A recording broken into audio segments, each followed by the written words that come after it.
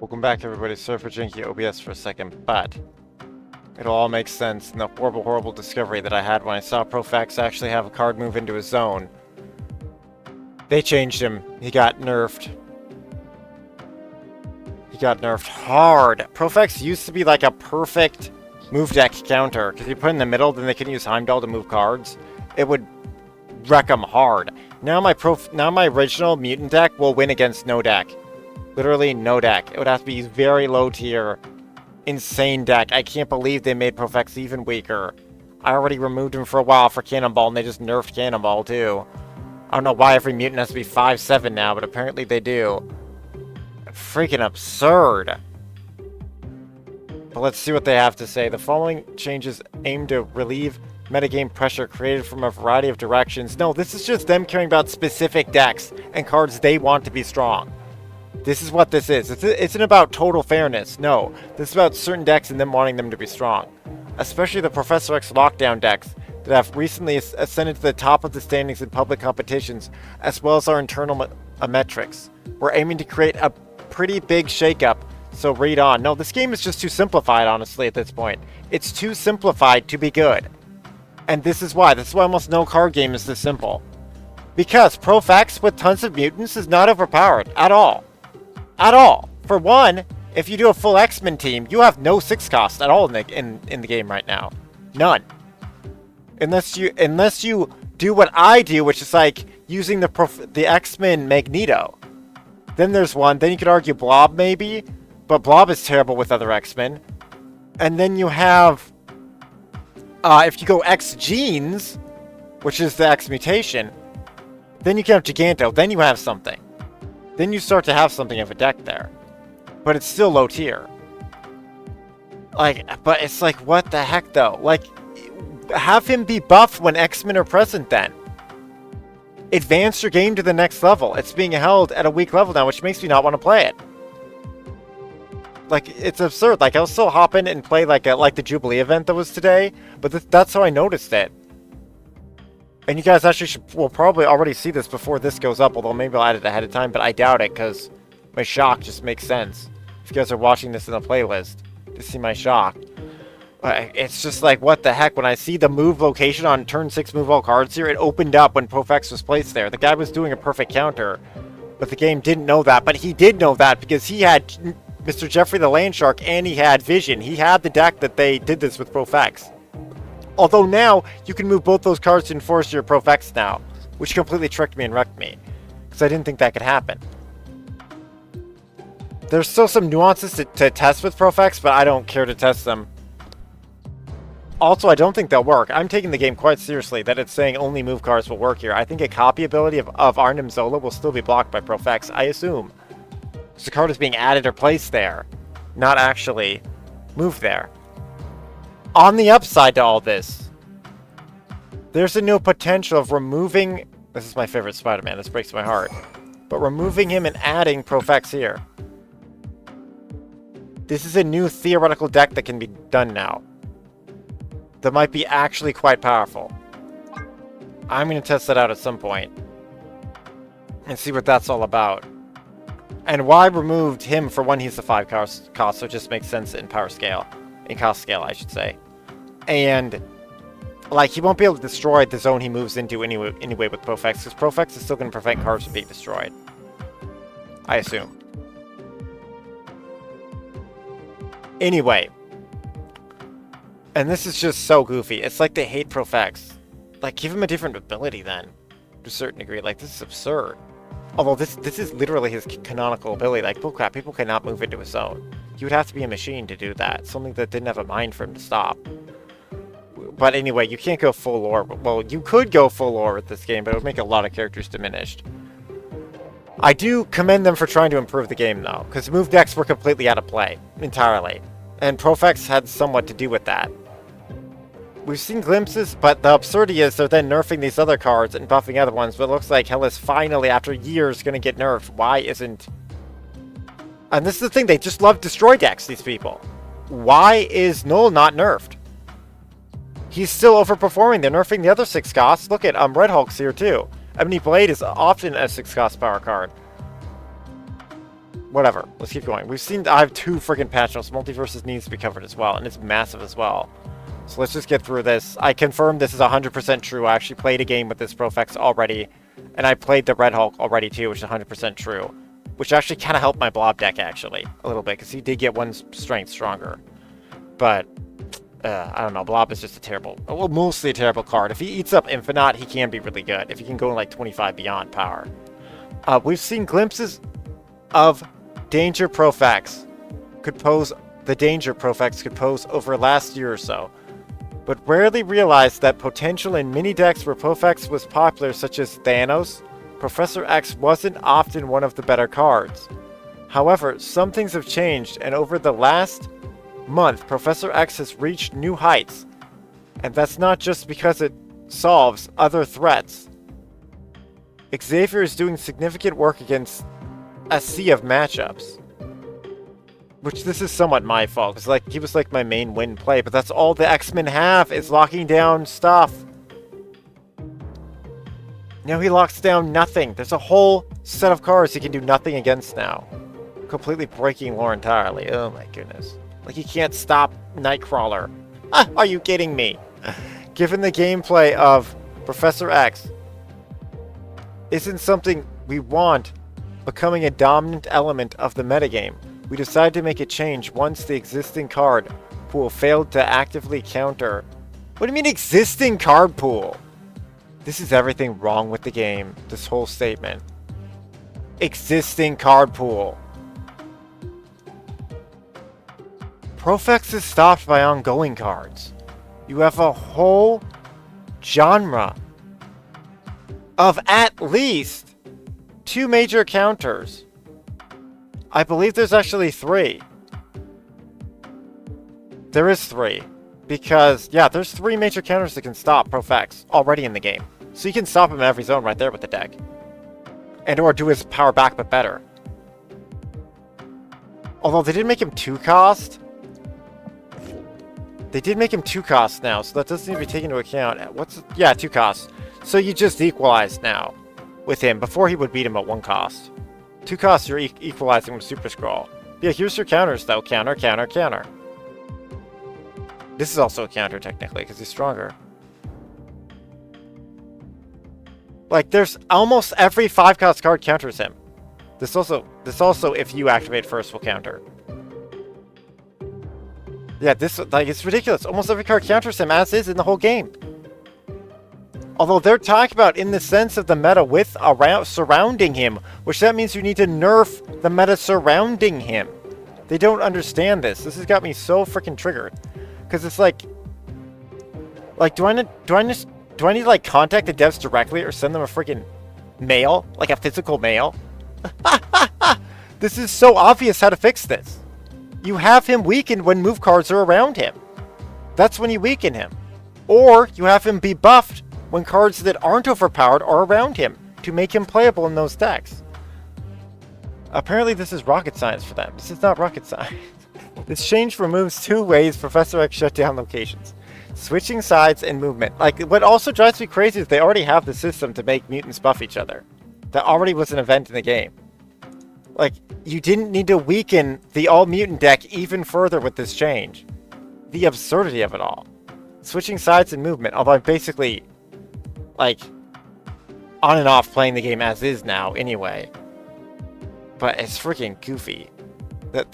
The latter is the most meaningful, as cards that can move will now be able to challenge Profex. He did almost entirely shut down a move deck.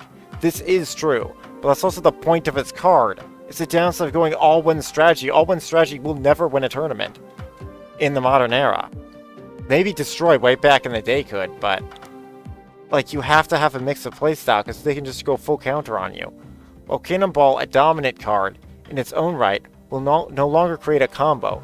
We may arrive at a better solution in the future, as we know this weakens the story of the card considerably. What story are they talking about? I'm guessing they're talking about his lore, the lore of Profex. Story of his card, what in the world terms are these? What? Just say you nerfed him to freaking against move decks. Nerfed against move decks. That's all the... Although I do like them explaining themselves, because it needs to be explained. This is why I always give a tip of the hat. I always like all their patch notes. Even if I may not agree with certain card changes, at least they're attempting to improve the game. So tip of the hat to them for trying. Because this does, against the move deck, greatly improve its chance to win, which I had to stop playing. I loved my move deck, but they nerfed Spider-Man, which just broke the whole chain of my deck. Which Spider-Man by himself, it was still decent a bit, but now he's like, not seen at all. Because all these new cards just freaking outperform him, and it's absurd. Well, there's tons of cards that might get buffed when moved now with discard, whatever it was. Yeah, the move discard decks. I will try my movement deck with Profex, though, because that's a whole new thing that can be done now. And I had no deck with Profex in it, which was breaking my heart because they nerfed him so hard. Anyway, speaking of Cannonball. Also, like, yeah, this game annoys me because I like Marvel so much. That is worth noting as well. If you're just a normal card player, this is going to be meh, these changes. If you don't really understand the deep meta, because this was also absurd. Cannonball was nerfed here, too. Although there was slight advantage to him. I did see him play it a fair amount. But he is necessary. Like, I think I was winning off that one power sometimes. What the heck, dude? Speaking of Cannonball, that card has spent weeks as one of the top cards in the game. Yeah, because you made Surfer deck extremely powerful. This is what they don't understand. Their own actions are creating these cards to be being played a lot, and then they're doing that just to beat them down. And what they do this to? Mutants every single time. This is why I'm so annoyed by this. They specifically set up these mutants to be nerfed. Because they may be huge, eternal, or inhuman. They definitely love Venom and all the destroy stuff. That might just be culture, though, honestly. What is this? Like, you're setting these cards up for failure by how you're creating the game. Like, they have an unbelievable amount of Profex. Like, Red Guardian will just counter Profex for cheaper. Like, what are they talking about? There's an endless amount of counters for Profex. Now, yes, and it's because you changed him, now there's a new meta around him, but that was their fault for changing him with the moving here. Now you can use Profex with moving cards. And gain advantage. Which I just lost that deck, actually. With my new deck, my Furious Combo deck that has tons of Jubilees. Well, it has Jubilee in it. You can only have one of each card. It has Jubilee, but I say tons because I use Absorb Man to make another Jubilee. To bring down tons. I think that's like at least 4 6-cost cards in it. It may have around 6 high-cost cards with like 5 to 6.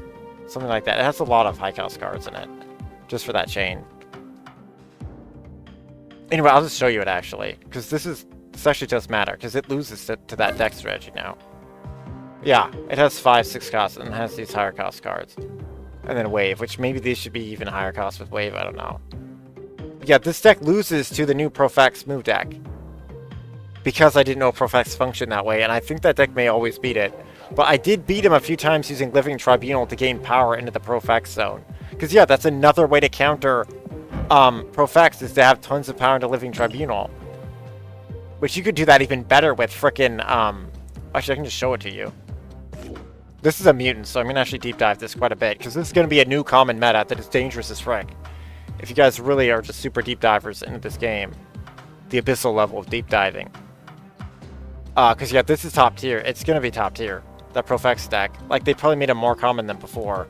I'll have to see, but my initial reaction of just playing for this... Oh, I'll show this new event, too. Because this is going to go above the other one. This was get 4 wins with Jubilee, so I used the deck that was shown there. This deck. But yeah. And also, this was made specifically for Blink. This is a deck that Blink can actually maybe do something in. Although she does not play into Jubilee, but that's kind of good actually sometimes. As strange as that is to say. But yeah, that's basically what's going on here.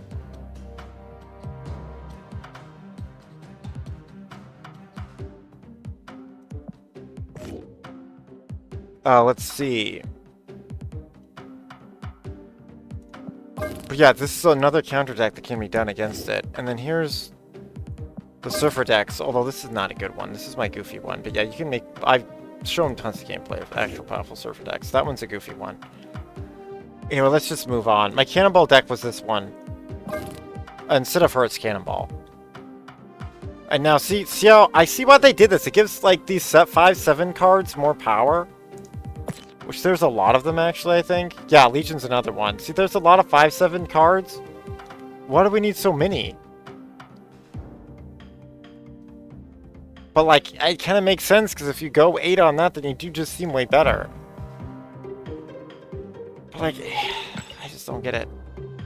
I don't get why you would do that. Because that's what made him like worth playing. These other cards may have better powers now. Although I think he's still good in the meta, I think. But let's see what they say. So we have Cannonball. That card has spent weeks on top. Yes, this is just weird. While we're optimistic that removing Professor X will blunt that strength enough.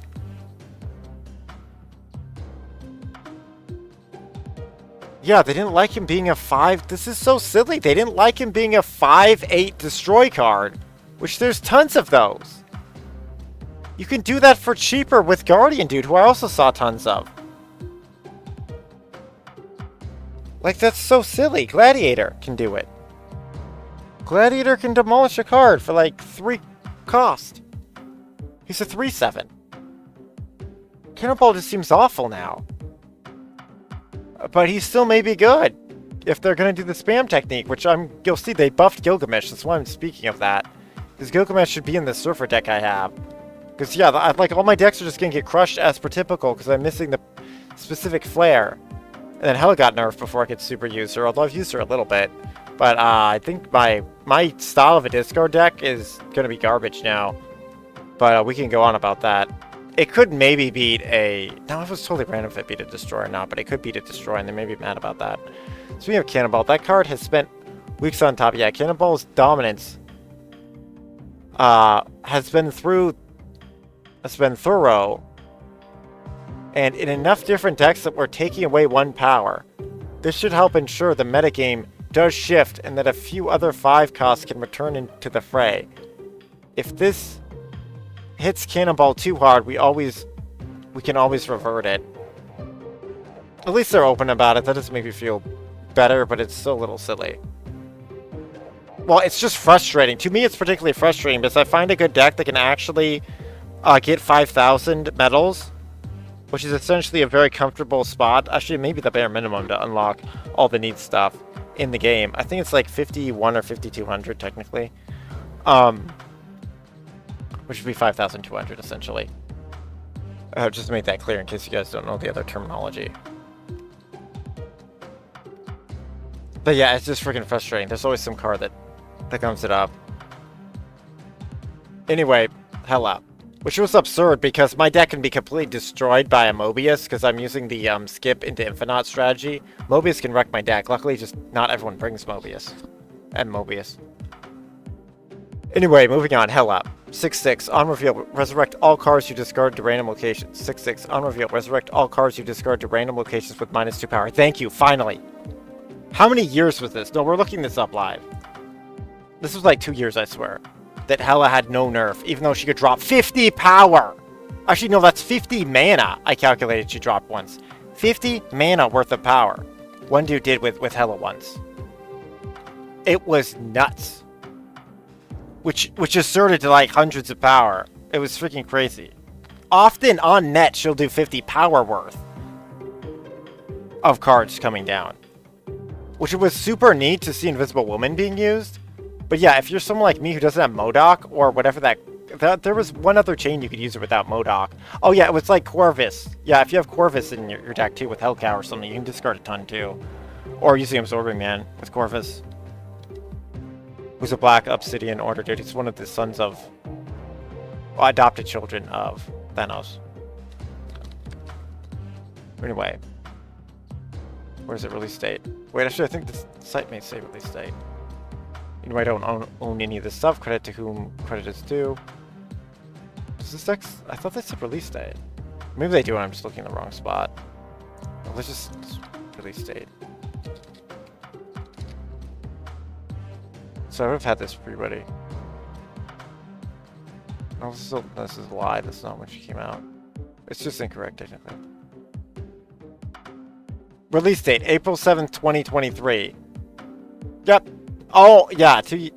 at least one full year. It's really only been a year of that dominance. Dude, it feels like it was the whole game release schedule. No, this is talking about a variant release. No, that's not true. It's a variant release. Where's her actual release date? Is it with the game? Did she come out with the game and it took me that long to get her? Well, whatever. We'll move on here. I think she came out with the game then. Yeah, that may be since the game's release. I'm just going to assume that's true because it's not showing that. If I'm wrong, let me know in the comment section down below, but it's at least years. Yeah, I think she's one of the base release cards. October 18, 2022. It just took me that long to get a hold of her. Wow. Wow. Here, I need to take a second here. This is absurd.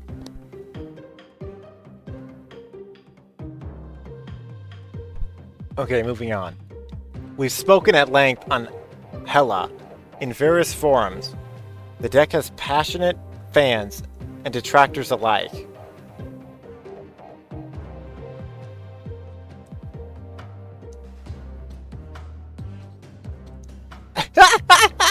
And has largely stayed within tolerances. Oh yeah, people generally like me doing this actually. Within the tolerances we've established for it. However, something else that's important to our definition of a balanced meta game is that players have options where they find problems. That's the foundational idea behind creating release valves within the card pool that can address various pressures. That's a flawed viewpoint. But anyway, moving on. It does kind of work for the game in their defense. But in my opinion, that's a flawed viewpoint. You have to see the card. You have to see a card game at its proest toppest level, which they do try to do. They try to balance at the proest toppest level. That's where that's where you can have some problems with some unfair cards that are in certain decks getting nerfed or whatnot. I already went on about that with Profex. No offense to them, like, I do very appreciate them trying to fix this game, but that I don't think that adds up. That logic. Because at N tier, everyone has all the cards. There's this release valves or whatever doesn't exist anymore. Or everyone has like 90% of the cards, so it kind of feels like it doesn't exist. Because yeah, I am missing quite a few being a free-to-play. Whether Death and Sera are strong or not, Mobius is there for players who feel such threats merit special attention. Yeah, then this is what they're talking about, I think. They're talking about release valves that really maybe should say, what's it called? Collection score? Your collection level? Yeah, your collection level will depend what kind of common decks you go up against. Although all that goes out the window with the terrible matchmaking and which they admit this game is terrible matchmaking. They apparently never are going to fix that, and Conquest 1 is terrible matchmaking. How to fix majority of this problem and this thing that they're talking about here, what I assume they're trying to talk about here, is essentially fairness of card v card is what they're trying to say here, I think. You fix that by all the Infinity players never can fight anyone other than an Infinity player. And that might not be the funnest experience for them, but that's the fairest. And literally what a tournament would be like, because no noob is going to enter a tournament. No.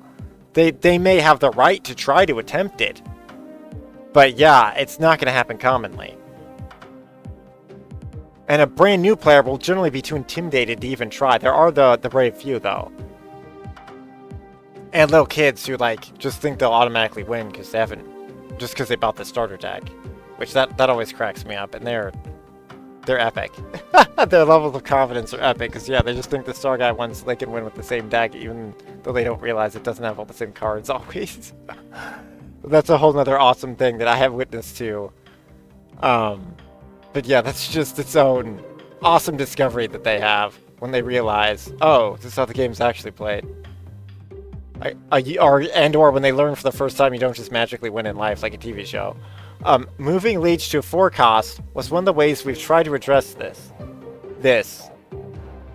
Oh yeah, I guess Leech would stop Hela. That's a good point. The problem is he doesn't stop anyone else, so people are not going to bring Leech. But in that case, the cure proved worse than the disease. They said it. Yeah. Because, yeah, it made Leech be played even less because he couldn't counter ongoing cards, which then and this is why this doesn't work. I can't blame them on this when they're trying to fix the game, but this is why if they had thought a little more steps ahead, they've realized destroy decks are just as common as the Hela decks, for the most part. For my high level, 7,000-ish, I think, collection level, which still isn't that high. They're like the super pros are like double me or more, probably by now.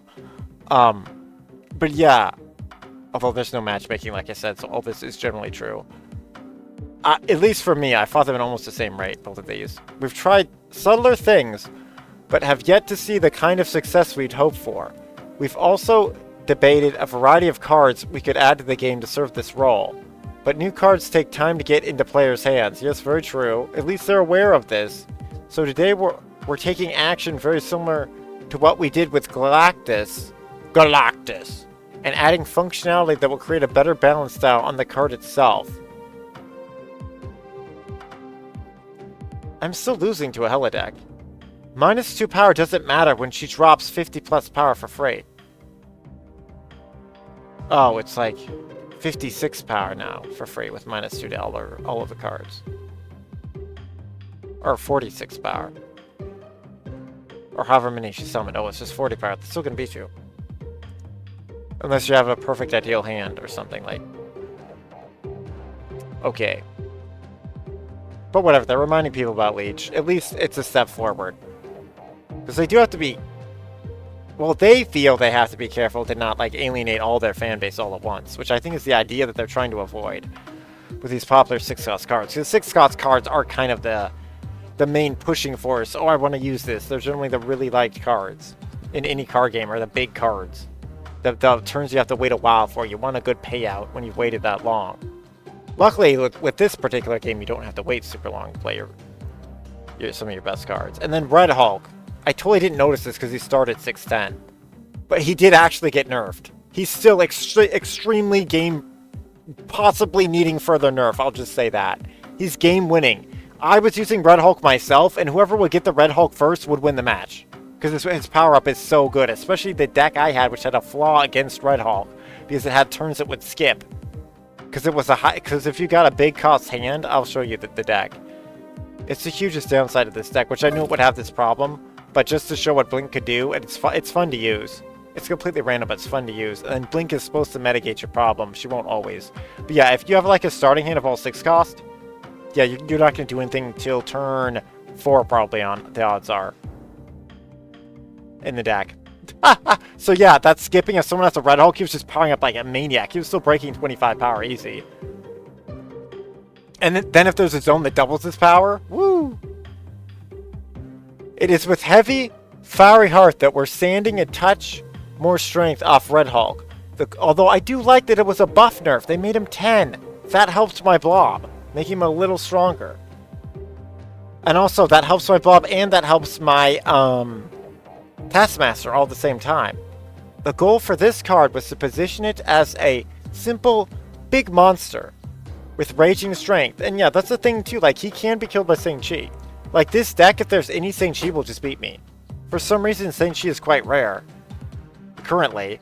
Maybe it's just because I haven't re-entered Gold League and beyond, but... and I don't know if I'll care to do, especially with some of these changes. Because yeah, me not having Gilgamesh, I don't know what I'm ever going to do. I was losing to the 5-7 Gilgamesh as was. Now he's going to be 5-9. But anyway, but that's kind of cool though. Because he's an Eternal. He's a rare character. Also, Gilgamesh is like literally like the first historical like type character they've discovered, as far as I know. Like, essentially what a hero is. Essentially. But that range hasn't been wide enough. You could even say it's also often maybe depicted as the first story ever told. Like, in writing. I'll make that clear, in writing. Because, yeah, I have beliefs of verbal history. If you have a belief of a verbal history, that's not true. Well, that's a whole nother theology type thing that I'm not going to get into. But that range hasn't been wide enough to ensure significant, healthy competition with other 6-cost cards. This is a fiery small tweak, but the card doesn't look like it's super far ahead in the data. There are plenty of novel decks playing 6-cost cards that aren't Red Hulk. It's just been the default for a few too many decks aiming to make power without leaning on heavy synergies. Yeah, because it's inherently good. You just need him in your deck and you have a solid late game card. Maybe even mid game if you're waving. Late to mid game. So it's like, it's freaking good, and then he powers up on the field as well, so you can just drop him right down. Yes, you leave him open for Shang-Chi when you do that, or other counter cards, but it's freaking good. Well, that's why they have Red Guardian and stuff that are just... Like, I can't believe Red Guardian didn't get nerfed, but I can see why, because they want him to counter these other big cards. And here's Gilgamesh's change. Oh, wait, actually, whoops. Did I skip Ebony Blade? I did. Whoops, my bad. I got ahead of myself. Oh, let's go Black Knight. Where is he? Oh, because I have 5 selected. Whoops.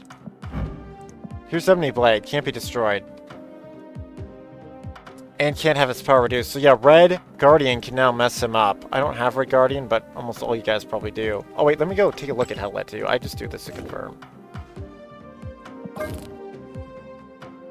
Oh, so I just made my Black Knight deck too, and they nerfed it. Of course they did.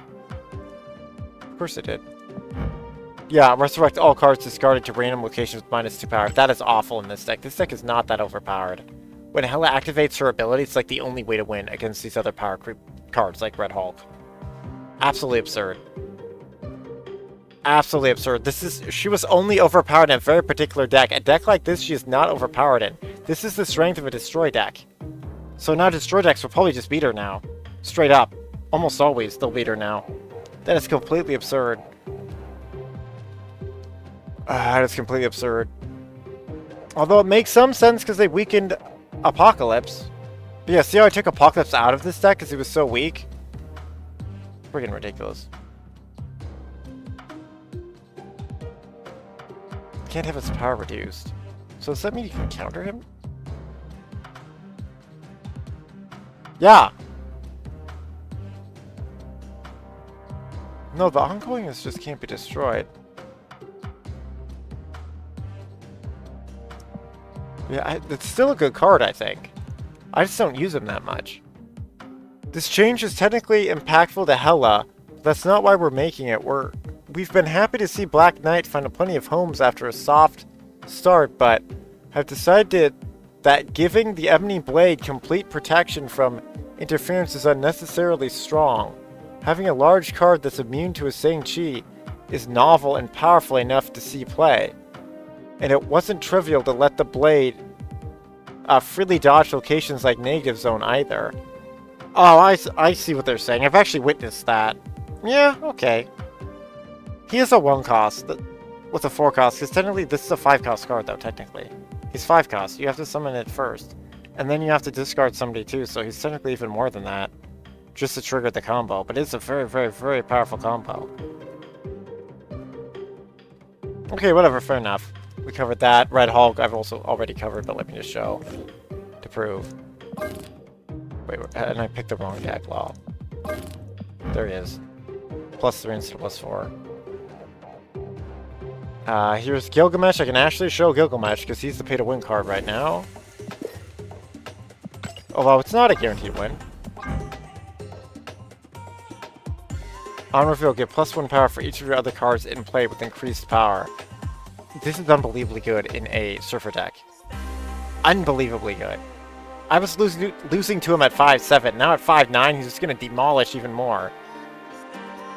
It's pretty cool to see new cards, though. But yeah, it's just... I think the game's learned. I want to be harsh to it, but I think it learned that you don't have to wait that long to make a card better. Although I don't think he'd need to be made better, but they apparently just want Surfer decks to be king again for some arbitrary reason. Let's see what they say.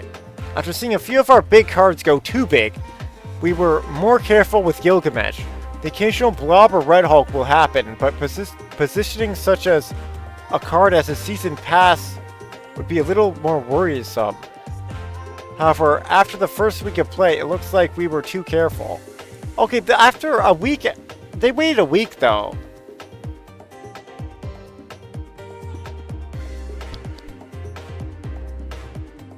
I think that's online with other cards. This is a fairly fast turnaround to make a new card. But, okay, they admit it here too, but the low cube rate of the card was in particular a large concern for us. What, did I just have first day bad luck then? According to them, almost no one was using their Gilgamesh. We always want to ensure that the Season Pass card feels like a great addition to players' collection. What? They want to ensure it's a pay-to-win card, essentially is what they're saying. Although I can't entirely blame them because you spent real money to acquire it.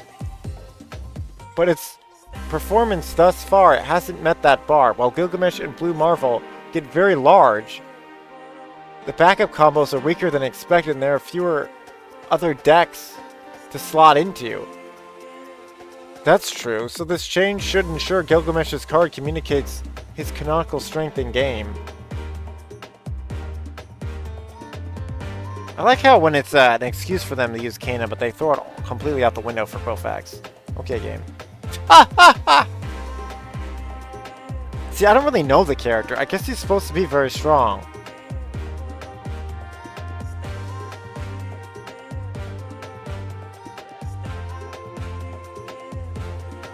Okay.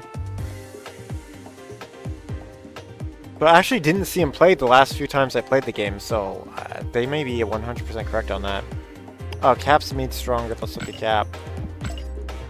Actually, I may have taken Cap out of my decks, actually. I did not mean to click there. Oh, I did take Cap out of this deck. Ooh, is he here still? Okay, Cap's here still. I don't even know Infinity. Interesting. Your other ongoing cards are +2 through 3. Cool. That sounds great. Just a small tweak to Captain America here. We hit the Spectrum ongoing deck slightly harder than we wanted to during the last OTA, which is like somehow their patch notes, so don't know what this means. And we'd like to ensure Cap is an appealing card for early and endgame ongoing decks alike. Except for the fact that ongoing decks aren't really that good, because you can easily counter them, but okay. Now this is a huge awesome buff. Shauna. On reveal, add a random 1-cost card to each location. 3-2 to 3-4. Yeah, we're doing this. Shauna is a tricky card to evaluate as the card winds up taking 4 slots and has so much variance in power. We don't like to change the card a ton of times, but it's been a while since the last try. We'd held off for so long in part because we'd expected that Mockingbird and Gilgamesh Zoo decks might provide the lift we needed, but that hasn't been the case. And someone else from Savage Land here, Stegron. I actually have a deck for all these cards because I like them. So this is pretty awesome. They're getting buffed. At least there's some mutant related cards getting buffed. Here she is, 3-4. That's pretty huge. That's a big buff. That's a doubling. And now she's on par with Khazar, which I was a little shocked they weren't actually on par. Although, like, leaving the realism of physiology out of it. That's pretty cool. Dude, Martyr is strong, though. She's still... Yeah, they're on par with Gyra. Okay. I mean... Also wise, that's maybe accurate. Yeah. Although maybe not here, but that's a whole nother case. But this is a game. Let's try to fair ties. Let's see. Ooh, here's my problem with that. The boss weakens these cards now. Oh, no! That's a bit of a catch-22 then, though. But still, though, when I don't get boss, she's a better card. And then she's gonna get weakened by Valkyrie now that she got buffed before. This particular deck, it's a little odd, but they were buffing her for not inside this deck, so that's fine. But yeah, it's a little awkward now. It's a little awkward now, but that's okay, because you could just play Valkyrie elsewhere. You just deploy her, then play your Faust or something. Or she only loses 1 health and you net gain more power. Which is generally what happens. I do actually kind of want to play this deck now. With her getting changed, legit. I need it for the dailies, too. I don't know. Dang it, I don't really want to play the game that much, but I'm actually super curious now. Super curious. But I don't think it's going to make that big of a deal. Let's just keep moving on. Stick it on. Let's find Stick it on. Should be up here. They fear our power. Oh, wait, no, that's Sauron. Oh, my goodness. Do I not use my Stegodon? I don't think I used my Stegodon then. He'd be a move card. A 4-7. Move an enemy card here. One location to the right. Yeah, why would you play... This is why he was 5'8", Cannonball, because you could just play Stegron now. Oh, he's the opposite ability, though. He brings them to you. Cannonball knocks them away. Yeah, here's Stegron. Yeah, he was 4'6" before, now he's 4'7". Okay. Stegron is one of those fine cards that's never really been good or bad. It's just failed to find a steady home. And we think that's in part due to the original effects randomness hurting its appeal and its strength. Give Stegron a more specific effect will create more space from existing cards and perhaps leads to Stegron claiming a space all its own. On reveal, move an enemy card here from here to another location. Move an enemy card here one location to the right. They did change him. Enemy card here one location to the right. I kind of want to play him now. They changed him. Ditching Vision is really silly. Yeah, Profex. Vision is also one of my all-time favorite Avengers. He basically is my favorite Avenger. Ah, dang.